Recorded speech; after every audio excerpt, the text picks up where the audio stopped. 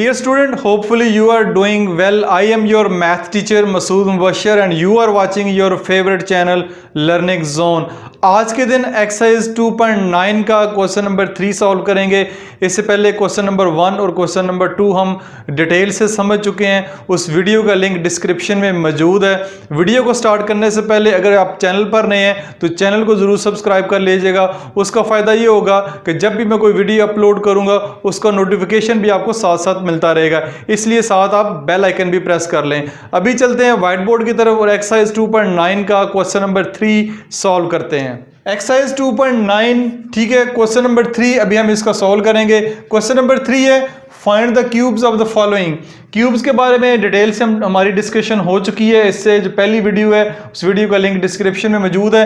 Cubes क्या होते हैं? किसी भी नंबर का अगर आप क्यूब्स फाइंड करना चाह रहे हैं तो उसी नंबर को आपने 3 दफ़ा आपस में मल्टीप्लाई करना है। जैसे कि मैं कहता हूँ अगर 2 का क्यूब फाइंड करना, आपके पास 2 एक नंबर है, इसका आपने क्यूब फाइंड करना है तो इसके लिए क्या करेंगे, 2 को 3 टाइम आपस में मल्टीप्लाई कर देंगे। जैसे कि ये लिखा हुआ है 2 को 3 टाइम मल्टीप्लाई करेंगे तो आपके पास आंसर 8 आ जाएगा। यहाँ पे बच्चे बहुत सारे जो कॉमन मिस्टेक करते हैं वो ये है कि 2 को 3 से 2 3 जार 6 कर देते हैं। ऐसे नहीं करना आपने ये करना है 2 को 3 दफा लिखना है और आपस में मल्टीप्लाई करना है तो आपके पास आंसर 8 आएगा।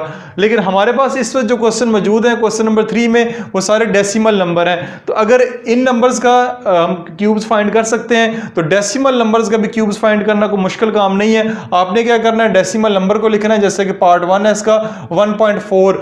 अगर आप 1.4 का क्यूब फाइंड करना चाह रहे हैं, एक और बात बताता चलूं यहाँ पे कि क्यूब्स और क्यूब्स रूट में बहुत फर्क होता है। ठीक है, ये क्यूब्स है, अगर क्वेश्चन में आता है फाइंड द क्यूब रूट, ठीक है, क्यूब रूट एक और चीज है, क्यूब्स एक और चीज है। क्वेश्चन नंबर 4 में मैं क्यूब्स रूट फाइंड करूंगा तो मैं क्यूब्स रूट का भी आपको बताऊंगा वो क्या होते हैं। लेकिन यहाँ पे आपने क्यूब्स फाइंड करने हैं। क्यूब्स ये है कि उस नंबर को 3 टाइम आपस में मल्टीप्लाई करना है। तो यहाँ पे मैंने 1.4 के ऊपर 3 लगा दी है। ये 3, अब सवाल ये पैदा होता है कहाँ से आया, ये जो 3 है वो ये है, यानी क्यूब्स अगर फाइंड करना है तो उस नंबर को आपने 3 दफ़ा आपस में मल्टीप्लाई करना है। तो इसलिए 1.4 के ऊपर जो पावर है वो 3 लगी हुई है।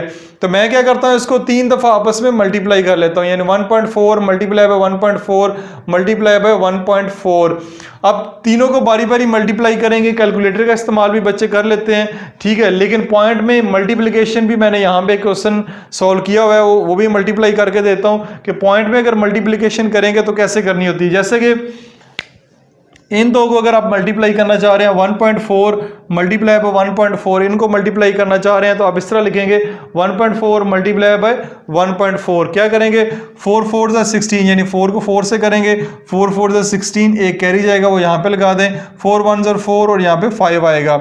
मल्टीप्लाई का साइन लगेगा, इससे मल्टीप्लाई होगा 4 1 जा 4 और 1 1 जा 1। जब इनको ऐड करेंगे तो आपके पास यहाँ पे 6 आएगा, 5 + 4 9, 1 का 1 नीचे आ जाएगा। अब इसमें एक क्वेश्चन ये पैदा होता है कि आपने जो डेसिमल लगा हुआ है ये कहाँ पे लगाना है। तो इसका आसान सा हल ये है कि जो दो नंबर मल्टीप्लाई हो रहे हैं इनके देखें डेसिमल कहाँ लगे हैं। इधर डेसिमल के बाद एक डिजिट है, ठीक है, डेसिमल के बाद एक डिजिट है। यहाँ पे डेसिमल के बाद कितने डिजिट हैं, यहाँ भी डेसिमल के बाद एक डिजिट है। तो टोटल डेसिमल के बाद कितने डिजिट हैं इन दोनों में, 2 हैं। ठीक है, तो हम क्या करेंगे, 2 नंबर से पहले हम डेसिमल का साइन लगा देंगे। 9 और 6 से पहले लगाएंगे तो हमारा 1.96 आएगा। यहाँ पे तो दोनों सेम है, अगर नंबर डिफरेंट भी हो तब भी इसको किया जा सकता है। डेसिमल के बाद नंबर गिनने हैं कितने हैं दोनों में और जवाब में भी उतने लगा देने हैं आपने। तो 2 दफ़ा मल्टीप्लाई करने से 1.96 आया, वो मैंने यहाँ पे लिखा हुआ है। एक दफ़ा फिर मल्टीप्लाई पर 1.4 करना है। तो मल्टीप्लिकेशन करते हुए आप जस्ट भूल जाएं कि यहाँ पे डेसिमल लगे हुए हैं। आपने सिंपल जो है मल्टीप्लिकेशन करनी है, डेसिमल क्यों परवाह नहीं करनी। 6 4 जा 24, 4 आएगा, 2 ऊपर कैरी के तौर पे लिख दें, 9 4 जा 36 + 2 38, 3 कैरी जाएगा, 4 1 जा 4, 4 + 3 7। फिर इस 1 को मल्टीप्लाई करेंगे, 6 1 जा 6, 9 1 जा 9, 1 1 जा 1। तो इसको ऐड करेंगे, 4 8 + 6 14, एक कैरी आएगा, 9 + 17 16 + 1 17, 7 आएगा, 1 कैरी आएगा, तो इधर 1 + 1 2 आ जाएगा।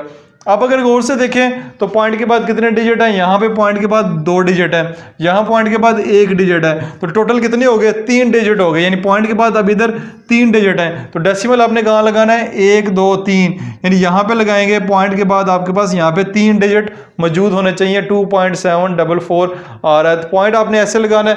कैलकुलेटर का भी इस्तेमाल किया जा सकता है, लेकिन खुदा न खास्ता या कभी ऐसे होता है कि कैलकुलेटर आपके पास मौजूद नहीं है, एग्जाम में आपको कैलकुलेटर की इजाज़त नहीं है, तो पॉइंट की मल्टीप्लिकेशन आपने ऐसे करनी होती है।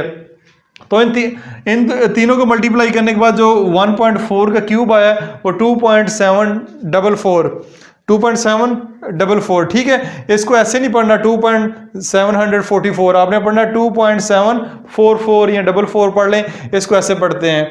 क्वेश्चन नंबर पार्ट 2 है इसका 0.4 के ऊपर भी मैंने यहाँ पे क्यूब लगा दिए, 3 दफ़ा मल्टीप्लाई करना है, 0.4 मल्टीप्लाई बाय 0.4 मल्टीप्लाई बाय 0.4, इन दोनों को मल्टीप्लाई करेंगे तो आपके पास 0.16 आएगा। ये मल्टीप्लिकेशन अब आपने खुद करनी है, एक मैंने करवा दी आपको, बाकी अब खुद करेंगे। 0.16 मल्टीप्लाई 0.4 इसके साथ करेंगे तो आप 0.064 आपके पास आंसर आएगा 0.4 की पावर 3 का। आप तीनों को इकट्ठा भी कर सकते हैं, इस पे कोई हर्ज नहीं, डायरेक्ट ये क्वेश्चन का आंसर भी लिख सकते हैं। अगर आप स्टेप बाय स्टेप करेंगे तो एग्जाम में जो एग्जामिनर है, पेपर चेक करने वाला, उसको लगेगा कि आपको एक बेहतरीन तरीके और प्रोफेशनल तरीके से आपने जो है पेपर सॉल्व किया है, क्वेश्चन सॉल्व किए, और आपको जो मार्क्स हैं पूरे के पूरे आपके आएंगे। पार्ट 3 हमारे पास 0.8 को अगर 3 दफ़ा मल्टीप्लाई करना चाह रहे हैं तो 0.8 के ऊपर पावर 3 लगाई, इनको 3 दफ़ा लिख दिया, ये 0.8 से मल्टीप्लाई हो रहा है, इन दो को मल्टीप्लाई करेंगे तो 0.64 आएगा, मल्टीप्लाई 0.8 ये वाला है, इन दोनों को मल्टीप्लाई करेंगे तो आपके पास 0.512 आपके पास आंसर आएगा। 0.8 की पावर 3 का जो हमारे पास क्यूब्स आ रहा है वो 0.512 है। इस तरह हमने इस क्वेश्चन में ना सिर्फ तीनों पार्ट को सॉल्व किया, बल्कि हमने ये भी सीखा कि डेसिमल नंबर्स अगर आप आ जाते हैं आपके पास, उनको आप मैनुअली अगर उनको मल्टीप्लाई करना चाहते हैं तो कैसे करेंगे। अभी हम एक्सरसाइज 2.9 का क्वेश्चन नंबर 4 सॉल्व करेंगे। क्वेश्चन नंबर 4 की स्टेटमेंट सेम ही है, सेम ही लग रही है, लेकिन छोटा सा फर्क है, find the cube root of the following. अब इस क्वेश्चन में जो नंबर दिए उनका आपने क्यूब रूट फाइंड करना है, यानी क्वेश्चन नंबर 3 क्वेश्चन नंबर 4 में जमीन आसमान का फर्क है, लेकिन आप उसको कंफ्यूज कर देते हैं, यानी क्यूब्स निकालना और क्यूब रूट निकालने में जमीन आसमान का फर्क है। यानी जो हमारे पास वहां पे आंसर आया था क्वेश्चन नंबर 3 में, अब वो यहाँ पे समझ ले क्वेश्चन है और उसको रिवर्स करना है, तो आपने क्यूब रूट निकालना है। क्यूब रूट पार्ट 1 आपके पास 27/216, आपने इसका क्यूब रूट फाइंड करने के कौन से ऐसे दो नंबर हैं, सॉरी फ्रैक्शन में नंबर होगा जिसको मल्टीप्लाई करेंगे तो आपके पास 27/216 आना चाहिए। तो इसका तरीकाकार हम प्राइम फैक्टराइजेशन मेथड से ऑलरेडी क्यूब रूट फाइंड करते आ रहे हैं। तो मैंने क्या किया, जस्ट नेक्स्ट स्टेप में आप क्या करें, 27/216 लिखें और इनके आगे प्राइम फैक्टर लिख दें। प्राइम फैक्टर क्या है, 216 के प्राइम फैक्टर 2 पे डिवाइड करेंगे। याद रखिएगा प्राइम फैक्टर अगर फाइंड कर रहे हैं तो प्राइम नंबर से ही करना है, आपने किसी और नंबर से, यानी अगर ये 6 से डिवाइड हो रहा है तो आपने डायरेक्टली 6 से नहीं करना, बल्कि आपने 2 से ट्राई करना है। 2 से करेंगे 108 आएगा, फिर 2 से करेंगे 54 आएगा, फिर 2 से करेंगे 27 आएगा, फिर 3 से करेंगे 9 आएगा, और 3 3 9 3 1 3 27 दूसरा हमारा नंबर है, उसके भी मैंने निकाल दिए, आपके सामने नजर आ रहे हैं। 3 9 27, 3 3 9, 3 1 3। तो क्या करेंगे, नेक्स्ट स्टेप में हमने इनके प्राइम फैक्टर 27 के मैंने ऊपर लिख दिए हैं, 216 के मैंने नीचे लिख दिए हैं। ये 2 3 दफ़ा है और 3 जो है वो 3 दफ़ा है। यहाँ पे गौर करना है आपने, प्राइम फैक्टर ये 3 दफ़ा आए हैं पेयर इनके, ठीक है, यानी एक नंबर 3 दफ़ा आ रहा है तो फिर आपके प्राइम फैक्टर बिल्कुल ठीक है। नेक्स्ट स्टेप में क्या करना है, आपने क्यूब रूट का साइन लगाना है। क्यूब रूट का साइन ये वाला होता है, आप जानते हैं, मैंने पिछली वीडियोस में बताया था, और इसकी पावर 1/3 होती है। तो क्यूब रूट की सिंबल मैंने लगा दी, ऊपर 3 लिखना जरूरी है, यहाँ भी क्यूब रूट की मैंने सिंबल लगा दी है। नेक्स्ट स्टेप में मैंने क्या किया कि इन 3 का पेयर बना दिया, ये 3 दफ़ा है तो मैंने 3 की पावर 3 कर दी है, और क्यूब रूट की सिंबल लगी हुई है उसकी मैंने पावर मल्टीप्लाई बाय 1/3 लगा दी है। ये आपने लगाना जरूरी है, या वैसे यहाँ पे 3 लगा के क्यूब रूट की सिंबल लगा के भी काट सकते हैं। फिर आपके पास 2 3 दफ़ा है, मैंने 2 की पावर 3 लिखा, ये पावर 1/3 लिख दी, और ये 3 जो है वो 3 दफ़ा है, 3 की पावर 3 लिखा, मल्टीप्लाई बाय 1/3 कर दिया। नेक्स्ट स्टेप में देखेंगे ये 3 इससे कट गया, ये दोनों इससे कट गए, ये इससे कट गए, तो आपके पास ऊपर आया 3 और नीचे आपके पास आया 2 मल्टीप्लाई बाय 3। 2 ऊपर 1 पावर आती है जिसको लिखने का कोई फायदा नहीं है, ये 3/2 मल्टीप्लाई बाय 3 है। अब आपने क्या करना है, इसको मल्टीप्लाई करेंगे, ऊपर 3 आएगा, नीचे 3 2 6 आएगा। 27/216 का अगर आपने क्यूब रूट फाइंड करें, जो कि हमने फाइंड करना है, उसका जो आंसर आ रहा है हमारे पास 3/6 आ रहा है। अब अगर गौर से देखें तो क्वेश्चन की बैक साइड पे जो आखिर पे आंसर होते हैं तो वो आपके पास 1/2 वहां पे लिखा हुआ है, यानी 3 1s are 3, 3 2s are 6, ठीक है, 1/2। अब यहाँ पे एक छोटी सी कंफ्यूजन जैसे स्क्वायर रूट वाले क्वेश्चन में भी थी, इसका आंसर एग्जैक्ट अगर आपके पास है या आपके टीचर बताते हैं तो मुझे भी कमेंट सेक्शन में बताइएगा, क्योंकि हमने क्यूब रूट फाइंड करना है। इस नंबर का क्यूब रूट क्या होगा? क्यूब रूट आपके पास 3/6 ही आता है, यानी 3 को 3 टाइम मल्टीप्लाई करें 27 और 6 को 3 टाइम मल्टीप्लाई करें तो 216 है। मेरे ख्याल में तो क्यूब रूट ये आता है, लेकिन इसकी कटिंग करके अब 1/2 है। अब 1/2 तो इसका क्यूब रूट नहीं हो सकता, 1 को 3 दफा मल्टीप्लाई करें तो 1 ही आता है, और 2 को 3 दफा मल्टीप्लाई करें तो 6 आता है। तो क्योंकि बुक के पीछे 1/2 लिखा हुआ है तो वो भी मैंने आपको बता दिया 1/2 आता है।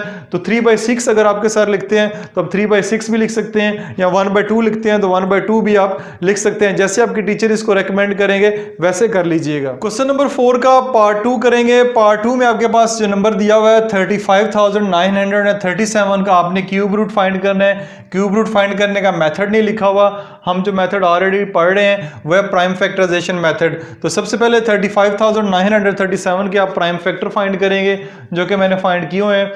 35,937 के 2 पे तो होगा नहीं क्योंकि आखिर पे 7 आ रहा है। 3 पे ट्राई करेंगे, 3 1s are 3, ठीक है, फिर 3 1s are 3, 2 कैरी जाएगा 29 होगा, 9 3s are 27, फिर 2 कैरी जाएगा 23 हो जाएगा, 7 3s are 21, फिर 2 कैरी जाएगा तो 27 आएगा, 9 3s are 27, तो 11,979 आएगा। ये कैसे करते हैं? 35,937 को 3 पे कैलकुलेटर से डिवाइड कर लें या वैसे इसको मैनुअली डिवाइड कर लें, तब भी आपके पास यही आंसर आएगा।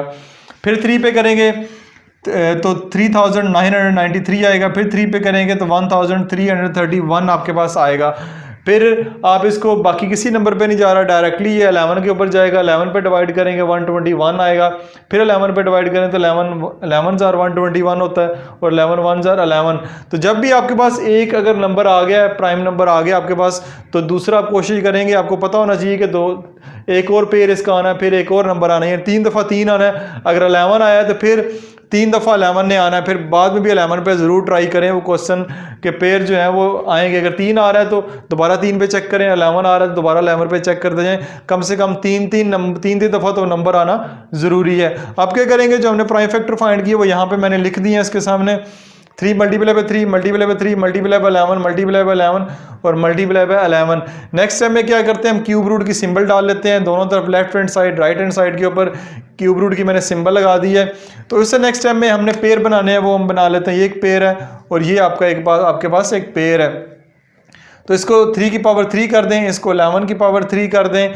तो नेक्स्ट टाइम में क्या करेंगे, क्यूब रूट की सिंबल है 3 के ऊपर 3, और ये क्योंकि हम जानते हैं कि ये जो पावर 3 है इज इक्वल टू 1/3 होती है, तो मैंने नेक्स्ट टाइम में 3 मल्टीप्लाई 1/3 और इसके ऊपर 11 की पावर 3 मल्टीप्लाई 1/3 लगा के ये क्यूब रूट की सिंबल रिमूव कर दिया, उसकी पावर मैंने लिख दी है।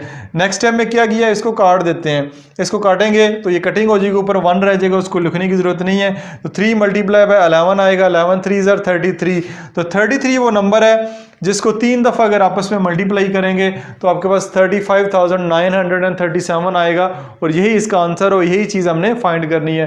पार्ट 3 आपके पास छोटा सा एक क्वेश्चन है 3,375, ये आपने खुद करना है, इसके प्राइम फैक्टर फाइंड करने हैं। फाइंड करने के बाद इसी तरह आपने इसका आंसर भी लिखना है। आपने ये क्वेश्चन खुद सॉल्व करना है। क्वेश्चन को सॉल्व करने के बाद कमेंट सेक्शन में इसका जवाब लिख के देना है और डन लिखना है कि ये क्वेश्चन आपको अच्छी तरीके से समझ आ गया है। इसी के साथ ही आज हमारी एक्सरसाइज 2.9 के साथ ही हमारा यूनिट 2 भी मुकम्मल हो चुका है। उसमें हमने काफ़ी सारी जो मैथ के अंदर टर्मिनोलॉजीज हैं, स्क्वायर रूट के बारे में और ख़ास क्यूब रूट के बारे में, कैसे फाइंड करते हैं, ये होता क्या है, रियल नंबर, रैशनल नंबर, सारी चीज़ें हमने डिटेल से समझी हैं। उम्मीद है ये चीज़ें आपको अच्छी तरीके से समझ आई होंगी। फीडबैक में अपना कमेंट सेक्शन में फीडबैक ज़रूर दीजिएगा। वीडियो अगर अच्छी लगी है तो इसको लाइक कर दें, शेयर कर दें। मिलते हैं नेक्स्ट यूनिट के साथ, तब तक अपना ख्याल रखिएगा। खुदा हाफिज़।